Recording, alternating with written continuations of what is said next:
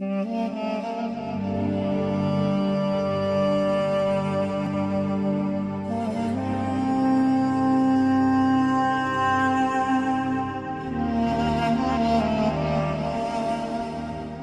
الله الرحمن الرحیم. الحمد لله و صلاة و سلام علی رسول لا نبی بعده. اما بعد، السلام علیکم و رحمت الله و برکاته.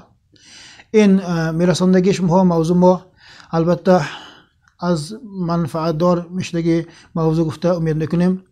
پیامبر خدا گفتن که مؤمن برای مؤمن از برادرش سه چیزش حرام است. سه حالی، سه چیزی مؤمن برای دیگر مؤمن حرام است.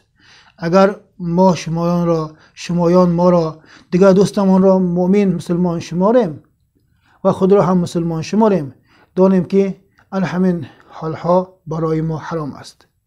یکمش خون برادر ما برای ما حرام است.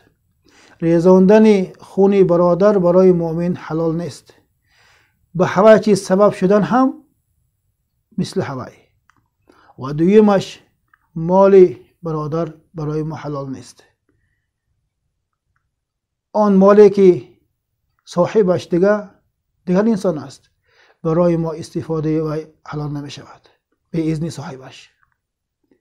و سیومش برادر ما عزتش، حرمتش برای ما حرام است. گاها نفهمیده به اعتبارانه حق دوست ما و حق برادر ما و غایبانه سخنهای بد میکنیم، غیبت میکنیم. آن سخنی که ما کردیم ترازی وزمی نمانده، ترازی بعد مانده، ترازی گناه مانده استادش حس کنیم. اگر این چیز را هم کرساس و هم غیبتچی و هم از قفای انسان گناهش را گفته و غیبت میکند و گفته خدا ما دلیل کنیم، دانیم که ما همراه همون غیبتچی ها آن روز حساب بنده در سقر دوزخ ما میسوزیم. یک کس را، یک نادان را، یک گناه به مشغول شدنش همون گناه را سبک یا که همون گناه را حلال نمی کند. اگر اطراف مانده فقط انسان های بد خلق، بد فعل باشد، دانیم که ما همه انسان ها لایق بودیم.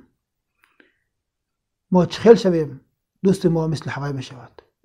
اگر از پروردگار انسان های صالح را دوست کردنش پرسیم، انشاءالله اطراف ما و برای ما دنیا ما و آخرتمان را یادآوری میکردگی، کارهای نیک به رغبت میدادگی، از کارهای بد ما میگرداندگی انسان های نیک پروردگار اطراف ما و جمع میکند. السلام علیکم و رحمت الله و برکاته.